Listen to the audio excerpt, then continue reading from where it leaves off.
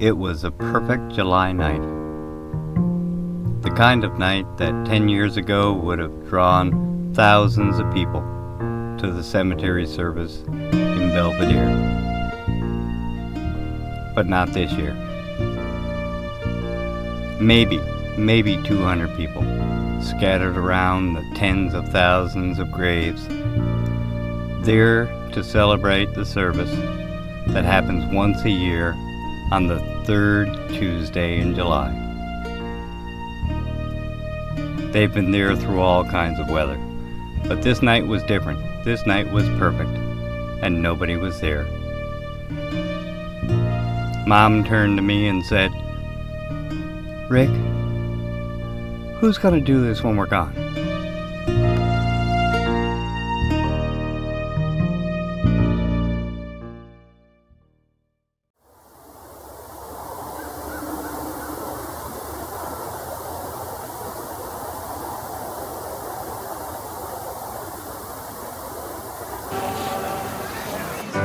This was the scene 1 week later at Holy Sepulchre Cemetery on Black Marsh Road in the West End. This cemetery service drew thousands of people for thousands of graves. This is where my father is buried, and his parents and brothers, the Collinses. So what's the difference? Why did nobody show up at the Belvedere Cemetery and everybody show up at the Holy Sepulchre Cemetery on Black Marsh Road? Well, there's a difference. Holy Sepulchre Cemetery in the West End was established in 1957. I know that because my grandfather, Richard Collins, my namesake, was the first or one of the very first to be buried in that graveyard in 1957. Belvedere Cemetery was older. Much older. Belvedere Cemetery was established by an act of government in 1849, mostly because that was only 3 years after the Great Fire of St. John's. The Great Fire destroyed every house in the downtown fishbowl we call St. John's back then. Every house and every tree, and everything had to be rebuilt. Newfoundland gets rain, St. John's gets rain. And lots of rain brings up lots of erosion. And what was happening was all the burial grounds that were around the churches and the homes down in the heart of St. John's on the hills towards the harbor all became available to roaming dogs, etc. And lots of disease was rampant at the time. So by an act of government in 1849, it was ruled that the graveyards would have to move outside the city limits at the time, which would have been the tops of the hills. Mirror Meeting Road. Anything beyond that would have been out of town. Kitty Vitty would have been out of town. And that's where the graveyards were moved. Belvedere, the Catholic cemetery, went there to Mirror Avenue on the other side of the hill. The Anglicans and the General Protestant Cemetery moved down by Kitty Vitty Lake. That too was out of town in the East End. So Belvedere was established in 1849. Holy Sepulchre Cemetery was established around 1957. Not much more than 100 years in between them. But those 100 years make a great deal of difference. In Holy Sepulchre Cemetery, we had fathers and mothers and grandmothers and grandfathers, people we knew during our lives, our sisters and our brothers and our friends and all those other current relatives. What we're not doing is remembering back to the generation before that, the Belvedere generations. Out of sight and out of mind.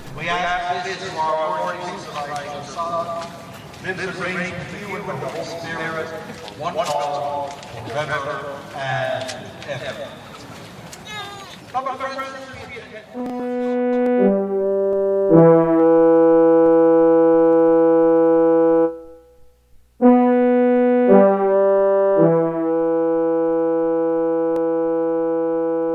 People my age at some point think about putting together that family tree.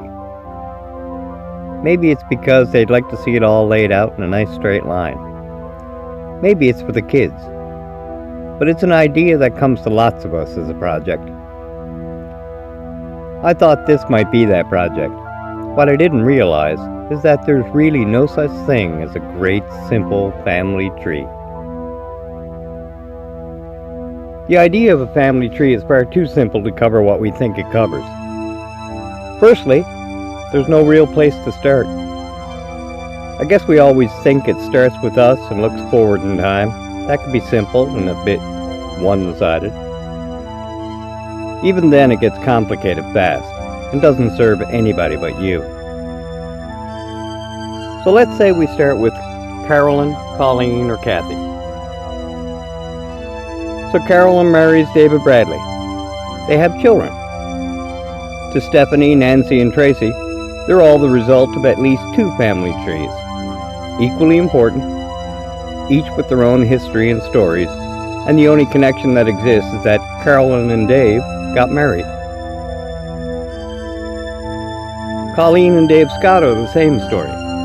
To Chris, Mike, and Angela, they're equal parts Scott and Collins, not counting going back one more steps to the families of their grandmothers on both sides, and the great-grandmothers before them.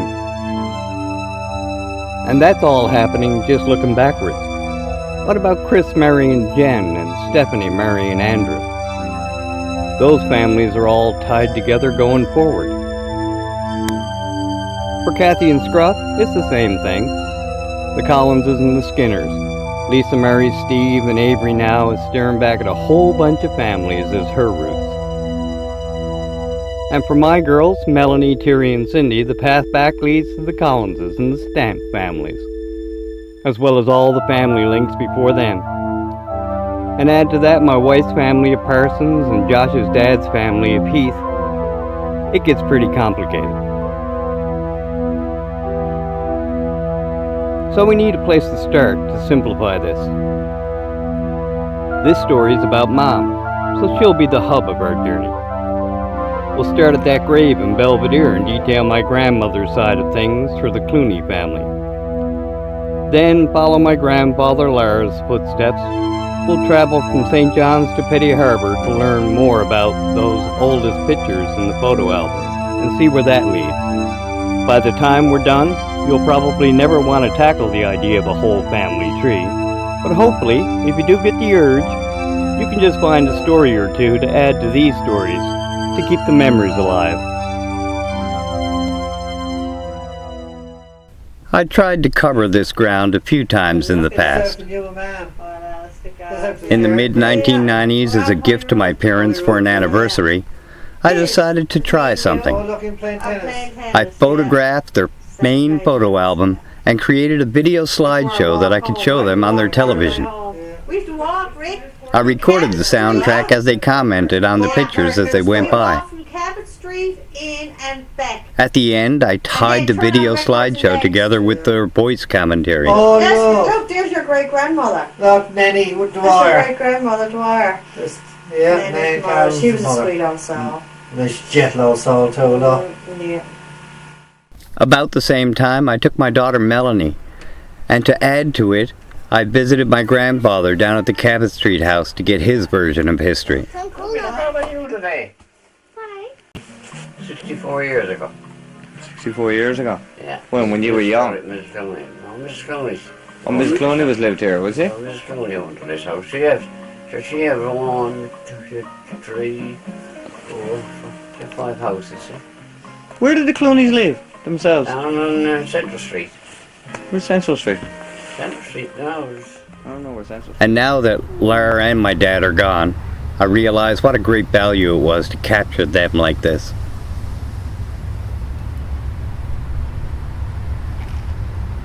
Mom had given me all the photo albums she had gathered over the years. I figured if I only managed to scan them and make them available to the rest of the siblings, I'd have added something to the family history. In the process, I managed to sort them a little bit, to try and make a bit more sense out of them.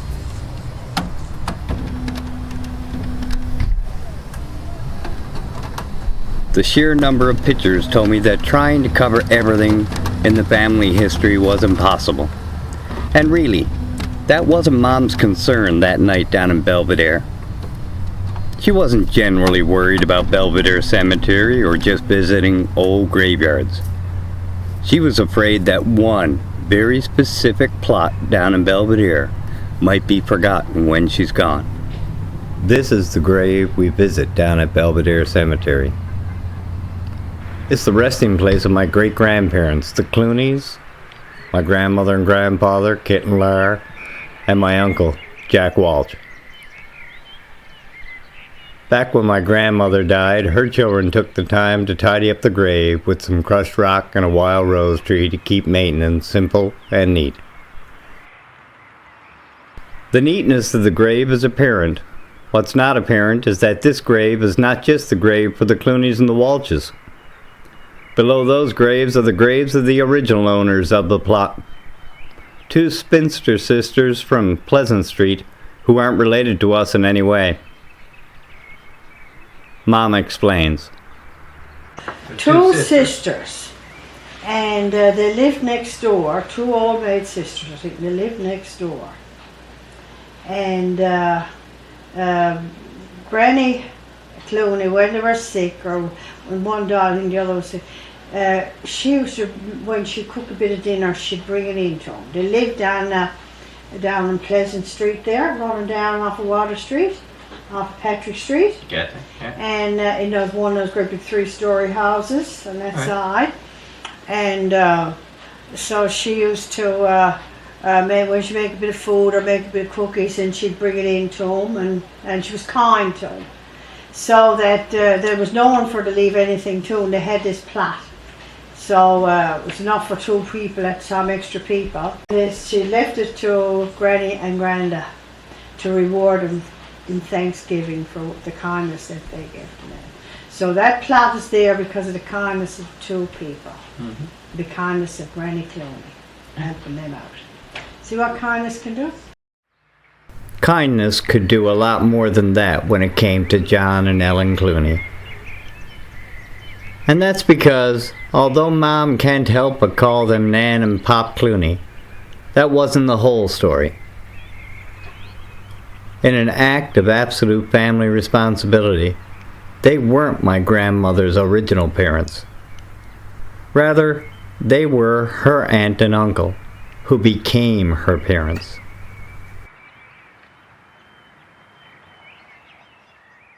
Yes, her mother died, and she was 3 years old, and was a baby, which was called her Tootsie. That's Mary, and then there was Reen, and Ethel, and 2 boys. The 2 boys, none of them had any children. There was no Cluneys to follow on. Right. Yeah. So who took care of them? They all went into orphanage. The oldest girl, Ethel, stayed home and looked after her father. And all the rest had to go into orphanage, Nan Cluney. Yeah. See, that was her father's brother. And he couldn't have any children, right? And one of the other brother came right over. They were from Newry, Ireland. But he came over and he married a Catherine Murphy, and they had 3 boys, I think, and one didn't have any children. That's what it was. Granda never had no children, and Mom's father was the only one who had children. Then his wife died, and they all had to go into orphanage, and they took Mom because they were dying about her. So they had a child rear. This was no paper saying adoption then. No. You just took them and reared them, But right? that was their niece. Yes, that was their niece. Okay. Yeah. Okay. Before I tackle my grandfather, I'll introduce you to the other person in that plot in Belvedere, my late Uncle Jack. Jack died earlier than he should have. Probably a long-survived side effect of a most traumatic accident he had skylarking and playing on an operating cement truck during a lunch break in front of his high school way back when, Brother Rice. Virtually every bone in his body was broken and crushed, and it made for a very long and tough recovery back then. But he did it. Jack would never want you to feel bad for him. He was tough, and he loved a good time. He lived life large and left a big family and legacy. One of his girls placed a small Christmas tree on his grave a couple of years back. It was decorated with tiny bulbs, and each with the names of his family and the many offspring and their offspring. Jack would have loved celebrating such a family time like Christmas in his honor.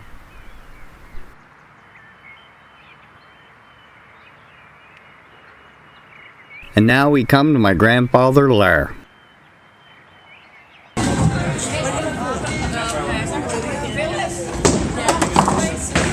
Okay, odd to start with bowling, but there's a reason.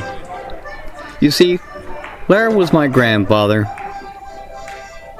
and he was also my teammate and my friend and my mentor. He loved people, he loved the outdoors, and he loved bowling.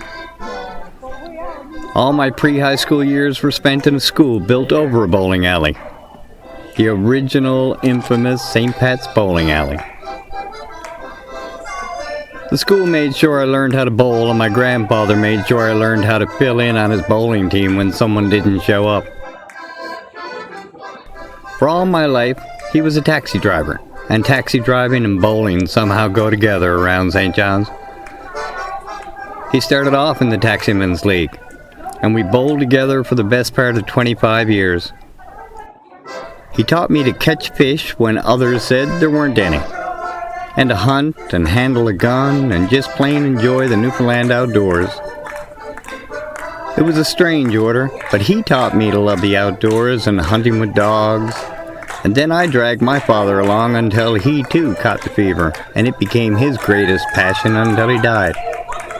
As I spent that time with Lara, I learned to appreciate all the things Lara appreciated, and it brought with it a love of Petty Harbor.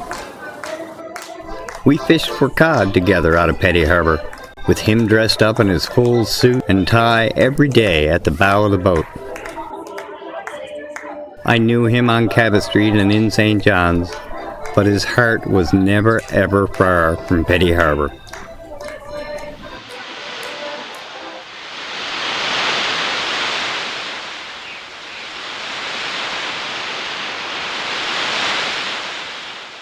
It could have been any famous person from the turn of the century. Jesse James, some political figure. When I asked Mom who it was, she told me it was my great-grandfather Jim, Lara's father from Petty Harbor, James Walsh, who died when he was very young. As a kid, I had visited the house in Petty Harbor, and even once or twice in my 20s. It was what I thought of as the Walsh's house in Petty Harbor. The flakes, that's what I think. Look, just look. I know. That's the flakes, yeah. Yeah.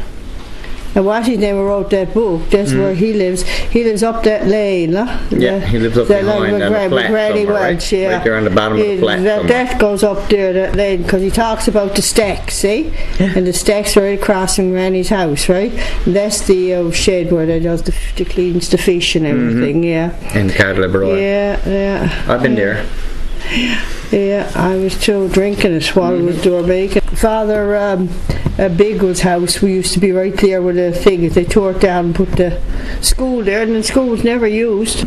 And that's the house. That's Granny's house, and yeah, that used to be the kitchen. There was the living room. Then the stairs went up. There was 2 or 3 bedrooms downstairs, and then the stairs went up, and there was a kitchen, and there was a bedroom or 2 up there.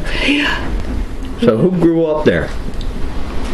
Everybody. Granny Welsh, when she married Dad's father, that's their house right from the day one. Lara and Jim and Jack. And Jack and May. And then when he died, Jack was 6 years old. So May went with Granny's sister, who had no children, in the Goulds. And she took May, and the 2 boys went in the orphanage. Dad was kept home. A few years later, then she married a John Welsh, no relation, Wow. and his mother was a big good. And Granny took her in too. She went in, and then Granny used to do a little bit of work and bake and that to make a few dollars. See? Oh. And then she had two girls, Margaret, that was it then. Yep. When your grandmother and grandfather went with each other, they used to walk over that hill back and forth. To St. John's, there's a path there, then you come out in Kilbride, right? Yeah. You go up the Kilbride Road, you see the path where you come out there. Then you're in town. They walked in those days. And that was a shortcut to town, right? It was over that hill. Yeah. There were lots of details in Mom's explanation of that picture, but it didn't seem to cover all the questions I had. She gave me the picture to bring home to scan for my sisters, and when I did, on the back of the picture I noticed a lot of details. Here were the birth dates of James, his wife Rosanna, and each of the children, including Laura. I had already tried to find some details of family history out on the internet, with little luck. But there was one tiny detail on the back of that picture that added something to the search, and it changed everything. It was James' date of death. I hauled up Google and typed in James Walsh, Petty Harbor, May 1st, 1911. Expecting to possibly find some historical death notice or obituary or some line from a census. There's lots of such databases available online, but instead of a church record of his death or burial, something very strange showed up. Until that very moment, I never thought of any dramatic story for James. Just my mother's understated words that he was sick when he went sealing and it went untreated, and it got worse and cost him his life. Naively, it never dawned on me that this was part of that great seal hunt. But now, here's a mention of a particular ship. If I could find some records confirming that the SS Eagle was a ship involved in the great Newfoundland seal hunt, I'd have a new direction to check out. More Google searches, and bit by bit I started to get a picture of the SS Eagle and its history. Now I know the ship a bit, and I found random details of Newfoundland around that period that I could just try and paint a picture of the time to give you a sense of the life back in Jim's day. I had chased down the possibilities, searching for ship logs in the chance that it might at least mention a death on board in 1911 through the library and the university, but I never did manage to find much. I looked back to that first Google search and that mysterious death mention. I couldn't chase it much, but I did realize that there was a name associated with it, Frank Chafe.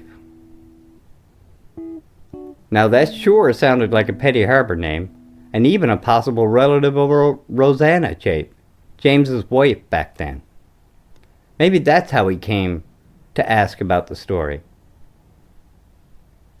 Problem was that it was originally posted as a question in 2004. That was a long time ago. I searched for the name Frank Chafe of Petty Harbor and came across multiple Frank Chafes, but they all seem to have passed away since then. Okay, so Frank quite likely might have already passed away. But I'll try and send an email in response and list the few details of James's family that I did know, like the children's names, and see if there's anyone there. That was 3 o'clock in the afternoon from work. I didn't hold out much hope, but only a few hours later, while standing in the grocery line waiting to get checked out, my phone pings with a new email. It was from someone named Mona. I read the first few lines quickly. Nancy, my wife, saw the serious look on my face as I read it and asked what it was, and I answered, I think I just got an email from a dead person. It seemed that original posting was made by Mona on Frank's behalf as he worked on a set of short stories about Petty Harbor, and she was going to edit them for him. It never did get put together formally, and she didn't spend much time editing it before Frank passed away in 2009. At the very end of her email, which I had missed at my first reading, she said I might like to see what Frank had put together in its rough form, and attached a copy of his story. Newfoundland in 1911 had about 120,000 people for the entire island. The capital of St. John's had a population of about 30,000. It was officially the Dominion of Newfoundland and part of the British Empire. Government rotated between the Protestants and the Catholics. That by way of the Catholics being the Liberal Party and the Protestants being the Conservatives. In 1911, it was the Catholics' turn, with Edward Morris as Prime Minister.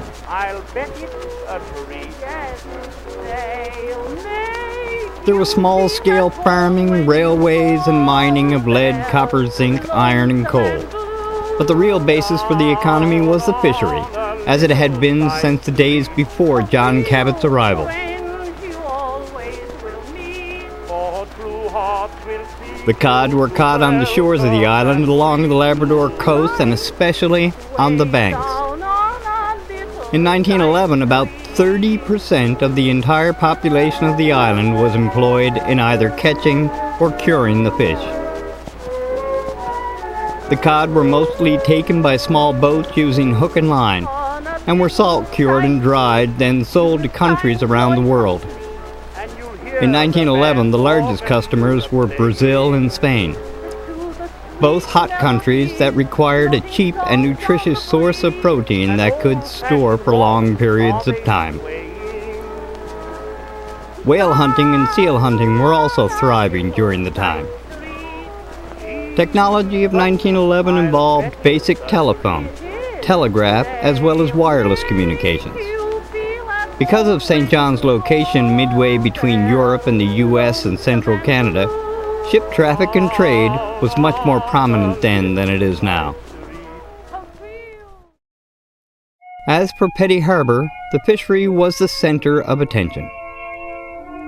With its great protected harbor and proximity to St. John's, it flourished in the salt cod fishery. By 1911, the location of Petty Harbor had already been continuously involved in that fishery for more than 400 years. Before John Cabot came to Newfoundland in 1497, there were already residents in Petty Harbor from countries like Portugal, Spain, and France maintaining fishing stations. Later, the permanent residents to create the town were mostly a mix of English and Irish descendants.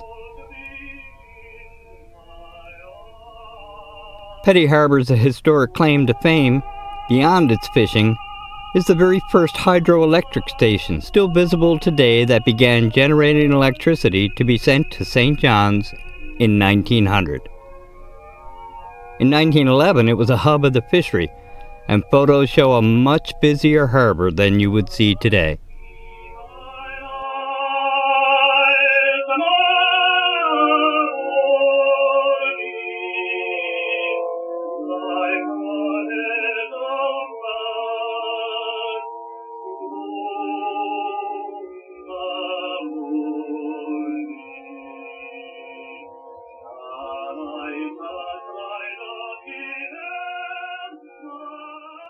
On May 1st, 2015, I went to Petty Harbor. I had taken the day off work and decided I'd go there to try and get some insight of what it might be like on that 104th anniversary of the day my great-grandfather Jim Walsh died. I had only received the story of Jim written by Frank Chase a short while before that, and was still not sure what to make of it or how to tell it to you. Maybe a cold, wet day in Petty Harbor might inspire me. I went to the graveyard where Jim should be buried, and searched for evidence of the grave. The graveyard's divided in two sections. The very old original yard, as well as a newer section for the latest of Petty Harbor's deceased. Leaving my truck and on the way through the newer section, I came upon Frank Chape's grave, the author of that story about James. I took a picture of the view from Frank's grave and sent it to Mona, that kind person who had kept and sent me the story that Frank had written. Then, with much more searching of the entire old section of the graveyard, which was dangerously covered with collapsed graves from over 200 years, I came to the conclusion that I wasn't going to find a tombstone for James. But then I spotted an old wooden cross in a large unmarked area next to the old stone wall. That cross looked as if it had stood the test of time. Maybe this is where James is. Who knows? But if it's here where he ended, then it's here where this story begins. Before this project, I didn't know James Walsh. Firstly, Nan insists he would have been called Jim, so I guess I'll do that. Jim was born in 1876, but his Walsh roots in Petty Harbor go back much further than that. The very first Walshes of Petty Harbor stretch back to 1785, when a John and Ellen Walsh set sail from County Wexford in Ireland. They arrived in late spring, when their vessel was forced to land at Petty Harbor by the pressing ice. They stayed that year in Petty Harbor and gave birth to their first son, Michael. In the following years, they spread out to Cape Royal and Holyrood, but some of the first generation stayed and lived in the harbor. They were fishermen, and had come in search of a bountiful fish rather than escaping any Irish drought. The great Irish potato famine wouldn't occur for another 15 years. Almost 100 years after those first Walshes arrived, James was born. As he grew up, by default, he would have been a fisherman. What was mentioned as well is that he was a skilled carpenter. He built his own house in Petty Harbor, which lasted 100 years, and Jim seemed to be a carpenter for many things. I suspect he helped build houses and stages and some furniture maybe. Who knows? Maybe there's still some of that around. By the time 1911 rolled around, he was 35 years of age and had a wife and a home and 4 very young children. By the time winter had set its grip on Newfoundland, supplies were beginning to thin from last year's catches. The offer of a chance to gain a few extra dollars at the seal hunt was hard to resist for someone with a young family. On March 4th of that year, just days before Jim would head off to St. John's in search of a berth on a sealing ship, a classic Newfoundland snowstorm hit the Avalon and dumped knee-high snow to make the journey to St. John's all that more difficult. Before he headed through that snow to town, he was probably still trying to ensure that he was leaving his family with enough supplies to keep them warm and fed during what might be a very long spring hunt. He would have hauled a lot of wood down from Second Pond over the winter for that purpose. Back then they would have used horses, if they had any, or more likely large dogs to haul the wood down through the valley. It was hard work, but something he probably did on a regular basis. When he had things ready, he was to head off over the hill to St. John's to sign up for his sealing berth. Life was pretty basic in the seal hunt, and he would have been wearing many warm layers of clothing that were going to have to last him possibly for months. He'd also have one small sack of supplies and one empty sack that he'd fill with sawdust once he got to town. He used that sack of sawdust as his mattress in that hard wooden bunk he'd find waiting for him on board. Tales of sealing disasters reached far back before 1911. One of the most prominent occurred when Jim was 22 years of age. He would have heard of the Greenland disaster at the seal hunt, where 48 men were lost. Although none aboard were from Petty Harbor, there would have been enough from St. John's and other communities nearby that word would have spread fast. Wooden boats run aground in wicked winter weather or crushed in ice have always taken lives at the hunt. Though some of the vessels of 1911 were ironclad, there were still those that plied the trade with older wooden ships. At 35 years old, Jim probably had sealed for a number of years. He would have already been a carpenter and a fisherman for more than 20 years. Most young men, as young as 13, tried to lie their way onto the ships that were taken off to the seal hunt. The ship owners tried to implement as many ways as possible to ensure that the boys that young were discovered before leaving and removed from the ship. By 18 years of age, they could legally join. As part of the measure to prevent boys and men sneaking on for a passage is how exactly we came to have that one gray picture we have of Jim. In order to sign up for the hunt, it was required that each hand had to get a photo taken as ID to be kept with the records to ensure that the right person made it onto the ship when it was heading out. This is the one picture we have of Jim. It would have been taken in a photo studio somewhere in downtown St. John's or at the Boring Company's office. We know that because he did get that berth on the SS Eagle that year, and the ship was owned and sailed by the Boring Company. On March 6, 1911, the Telegram posted the following ad. Notice to sealers, SS Eagle. Will sign articles of Tuesday, March 7th, and will set sail on Thursday, March 9th at noon to head to the hunt. As the ad included the sign-up date of March 6th, you can assume that this and other seal hunted related ads have been running daily for a period of time before this to give people warning.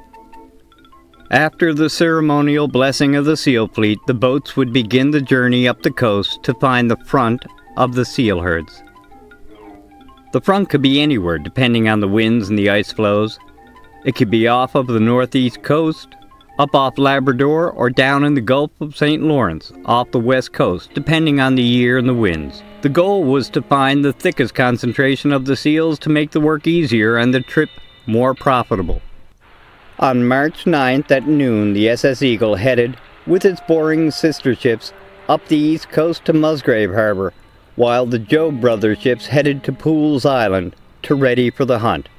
In that same paper with the notice to sign up for the seal hunt at the start of the month, there was also a notice to all sealers that the major companies sending ships all agreed that no seal would be taken until March 16th of 1911 to allow older and slower ships to get to the herd around the same time.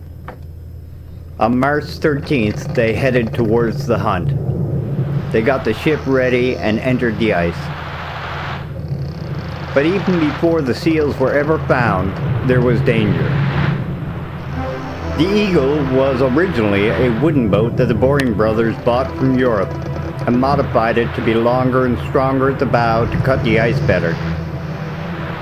But even the iron that was added was sometimes no match for the ice. When the boat became frequently stuck, the crew would be ushered over the side onto the ice to pull huge ropes or attempt to break the ice with sticks and even crude dynamite to get the ship moving again. If the ice was packed in hard, it would be very slow going for an older ship like the Eagle. Both the Eagle and its sister ship, the Florizel, had early wireless communications in the form of Morse code and could keep each other informed of their movements. Early hopes faded on the hunt's start of the 16th, when there was hardly a seal to be found, let alone killed. It wasn't until March 20th that they found sufficient numbers of seals to go over the side.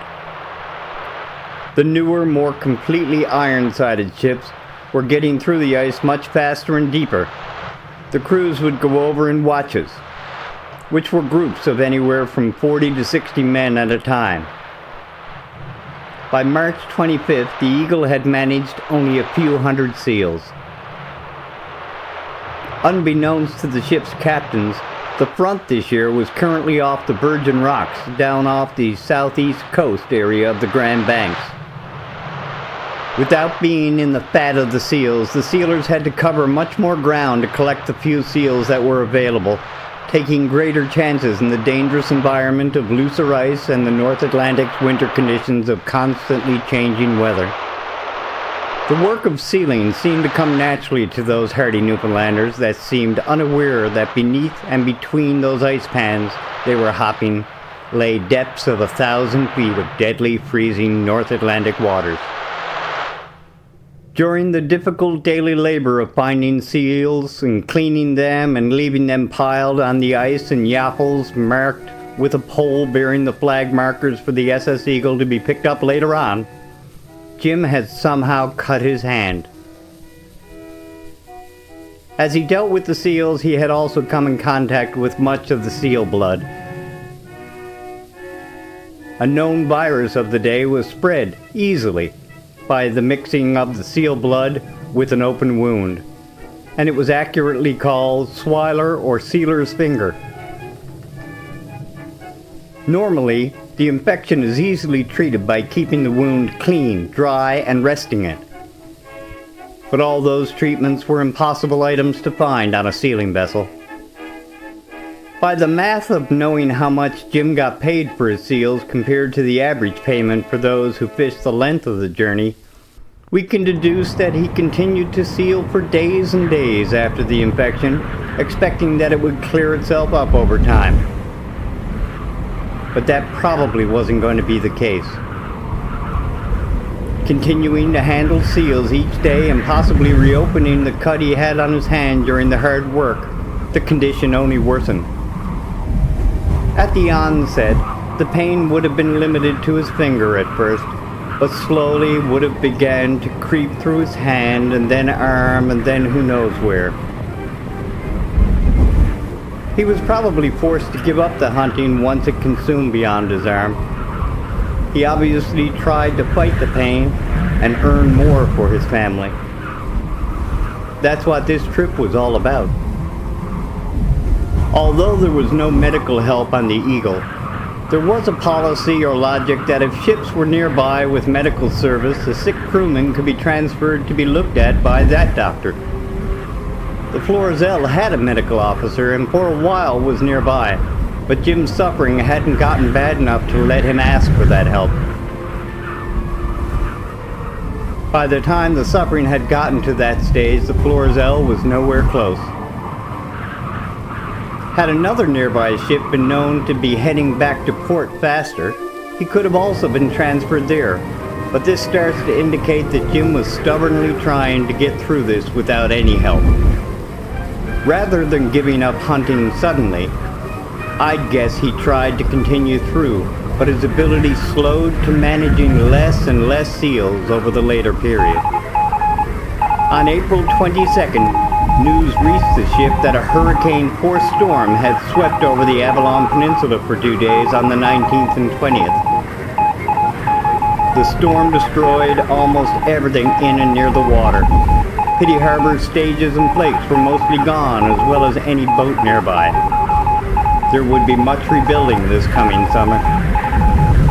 By April 26, Captain Joe Keane decided that they still needed to try and make this trip pay, although the front had passed them by, so he sailed north to the older seal herds. This would at least give them the possibility of a paying trip. His plan was successful. In a couple of days, the Eagle had managed 6,700 seals, and Captain Keane decided it was finally time to head back on April 28th. Below decks, Jim was suffering a great deal and becoming weaker and weaker by the day. At least now he wouldn't have to go out onto the ice again.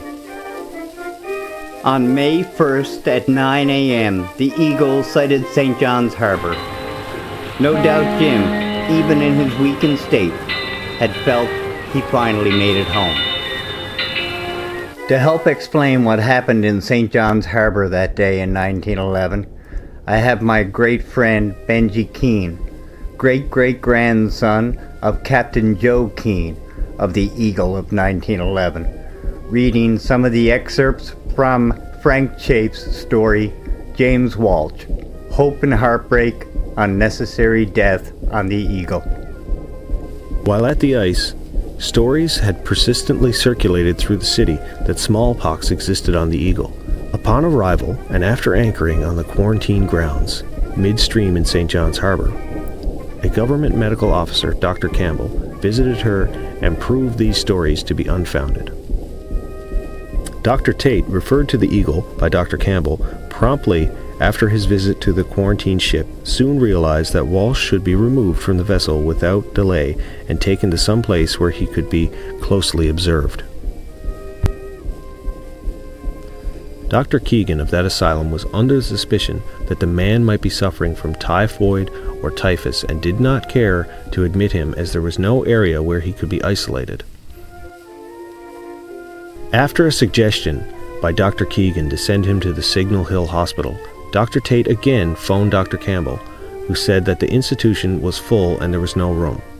He in turn recommended the Fever Hospital. After many hours, and by the time Dr. Tate was directed to call and rejected from sending James to the General Hospital, the Asylum, the Fever Hospital, and the Signal Hill Hospital, he finally took matters into his own hands and called the Chief of Police to send an ambulance. But even the Chief of Police denied he had anything to do with ambulances. One last desperate call to Dr. Campbell at the Signal Hill Hospital finally got him to agree to send an ambulance. Just before the ambulance finally arrived to take Jim to hospital, it was too late. The infection had been too much and spread too far, and Jim passed away.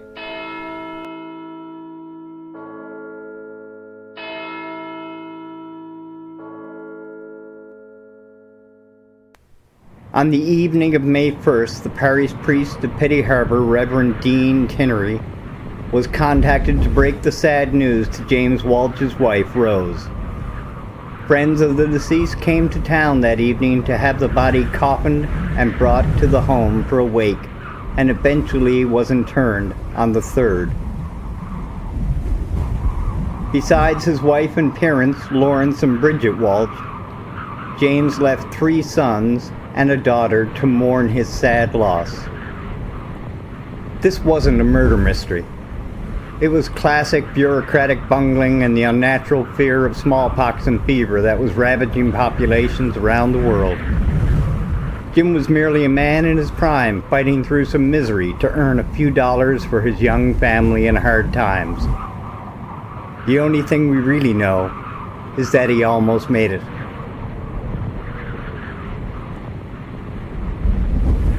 The payout given to Rose Walsh for her husband's share of the Eagle's sealing trip was $18.67, which worked out to a staggering 36 cents a day.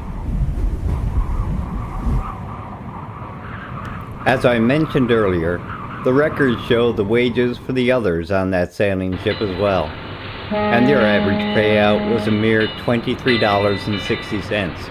for almost 2 months of labor. To keep that in perspective, that newspaper I showed you earlier also stated that back in 1911, the cost of a full set of oilskins was only $1.60. So Jim's $18 was probably a big help to Rose when she received that payout. No mystery, but there is a moral to Jim's story.